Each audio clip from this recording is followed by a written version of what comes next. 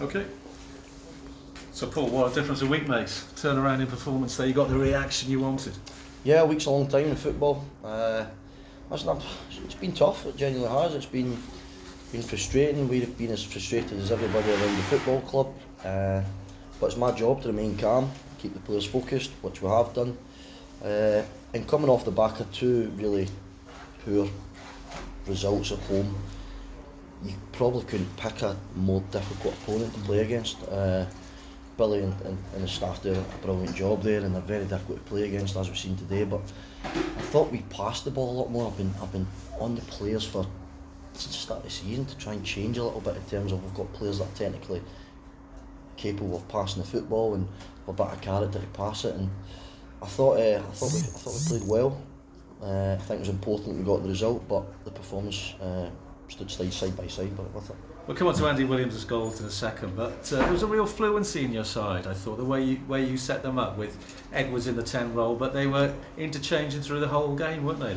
It's something that and I know we're all screaming to get people closer to our strikers, which, by the way, it's not as if we're going to the dressing room and telling them to stay away from our strikers. We do, and when we get that fluent, and I think at times we're going too direct from goal kicks. At times, I don't mind us going into strikers from goal kicks, but it needs to be from a spread shape because the pitch is bigger. You get better quality into your striker. You can get your 10s on it. So I thought a lot of the play was really good. Listen, you'll probably ask me about him, but I thought Michael was a catalyst to all the way he stepped in, and that balance from having that left foot. I thought it was an excellent debut. Going to come on to that, yeah. Michael Parker signed from West Brom on a month's loan. What do you see in it? Very assured performance again from him. 1 to 11 they were assured, but why did you bring him in? Well, I think it's clear to see. You can see first and foremost just by looking at him with your bare eyes. He's a big man. He's a big lad. He's extremely quick. He's comfortable in possession. Left-footed to give us that balance. He can play left back. He can play left to 3. He can play left wing back. So yeah, just really pleased to get him over the line. We managed to get it sorted yesterday. We didn't want to say too much because we didn't want to let people know that we'd brought players in. We continuously looking, trying to strengthen as best as we possibly can. We were very shocked today, but I thought the boys, to a man, as you said, were a credit to themselves. Can I just ask you about Chris Ray and Kai Williams? You decided to let them go. What was your thinking behind that? Availability. First and foremost, Kai had missed a lot of sessions. Chris had a bit of an issue with his hamstring at times, and it's easy for people to almost criticise and say, well, you should have known that, but you don't. If somebody comes in and picks up a hamstring injury, there's nothing you can do about it. Kai was a bit stop-start, and we had to free up money. We obviously inquired if there was more available, which there wasn't, so it was then up to us to go and manipulate the squad. And again, it's not the nice part of the job, but understandably it's something that I need to do, and both players were very respectful. We thanked them for their efforts, we wish them all the best, but without moving players out we wouldn't, for example, manage to get Michael in. And more to come in now. You freed up a little bit of cash, more to come, potentially a striker with Ray going? Yeah, absolutely. We had Willow. Rem sat on the bench today, but Rem had a fitness test before the game. He's been struggling, came off against Radcliffe, as everyone's seen. So, and then obviously we put Runes on the bench as well, just to fill it basically, and obviously comes on the pitch. But yeah, we have been speaking to people. I'm not going to sit here and make everybody feel terrible. We've missed out, and plenty of that happens. But we think we're fairly close with someone without getting it done, finalised yet. But we're in advanced stages of trying to get something over the line. Perhaps before Tuesday against Bedford?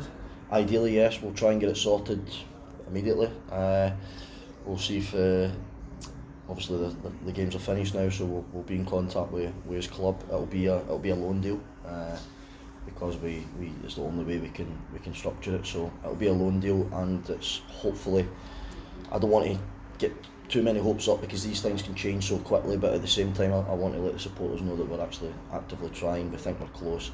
We hope it happens. If it doesn't, then we'll move on to the next one. Watch this space, as they say. Back to the game. Andy Williams, 2 goals, 39 quality goals as well. That's ridiculous, isn't it? Brilliant, but football's funny because you go and win 1-0 today, the performance isn't too great, and it's why we're starting a 38-year-old, 39-year-old up front. So Willow's someone I've had full trust in. He's obviously didn't get as many minutes as he liked previously and last season, but he's someone that sometimes in football, in fact a lot of time in football, it's more about what you bring to the club as a whole. His performances on the pitch have been really good. He got his 2 goals today. I think only Willow's the only type of player on the pitch that would be able to score that first goal, the chop and then the caress finish. But just his demeanour about the place, his mannerisms, his standards, he still drives the group. So for me, he's almost an extension of what I'm looking for, and having someone like that's absolutely brilliant. The players love him. Willow's one of these lads that, I'm saying lads, he's older than me. Willow's one of these guys that will want to play every minute of every game, but he's understanding that that's not going to be possible. But when he does, he applies himself unbelievable. I'm sure you know my commentary position is in the Merton stand above us. And when Enuento came off, everyone who could stand, young and old, young girls, old men, were applauding him as he came off. That's great to see, isn't it? Brilliant, absolutely brilliant, and he deserves that. He's not played a lot of senior football, so to get that and to feel loved in front of these supporters is brilliant for him. Brilliant in his development. He's had a bit of a joke when he came off, saying he nearly got 90. He's still trying to get match fit. He's still picking little cramps up here and there, but that will happen. It's the intensity of senior football is completely different to academy, so we'll get him there. We will. He's an exciting player. He's one of the players that he'll get supporters off their seats. There'll be times where we get frustrated with him. There'll be times where we absolutely adore him. But it's just important we continuously stay calm with him, and obviously the likes of Michael, who's a young lad, and Alana Edwards as well. I thought was excellent. Yeah, certainly a place without any fear. Just a few on injuries, if I may. Any fresh ones from today?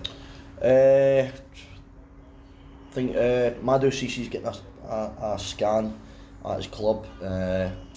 Gus, we're hoping for the scan results to be here. Well, they got a scan on Wednesday. We're hoping it was going to be here by now, but it might be next week.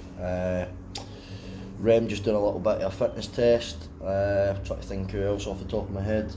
Kyle Hawkins was just, he was holding his back a little bit. Is he okay? Yeah, Kyle Hawkins will hold every single muscle in his body for the first minute to the 95th minute. That is him, and I'm trying to, because I know how to manage him now, and our physio's new, and we'll get some new staff members or whatever it is, and people are new, and I almost just say leave him. He's got a mentality where he hops and limps and ouchies and ahs, but he just gets on with it.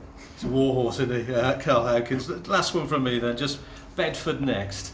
Carry this momentum now into Tuesday night, and then your season's really up and running. Yeah, it is, and I've said to the players, and I'm standing here now, we won't get too high, as we didn't get too low. We understand that, as you said, the very first question you asked me, Carson, that a week's a long time in football, so you go and win Tuesday night, get a positive result, you go into Saturday with a bit of momentum to going up to Darwin, which is going to be a tough place. But Tuesday's going to be really tough. It really is. There's no game that's straightforward in this division. The players will get themselves ready. We'll hopefully try and get a body or two in if we possibly can, and just prepare as best as we can. We've been there when we obviously got that positive result with Buxton, and so we understand that it's not a foregone conclusion. We'll be really respectful of Bedford. I think they'll be a good side. They'll cause a lot of problems, and it's something that we'll have to try and deal with. Paul, great result today. Perhaps even better performance. Congratulations. Thank you. Cheers.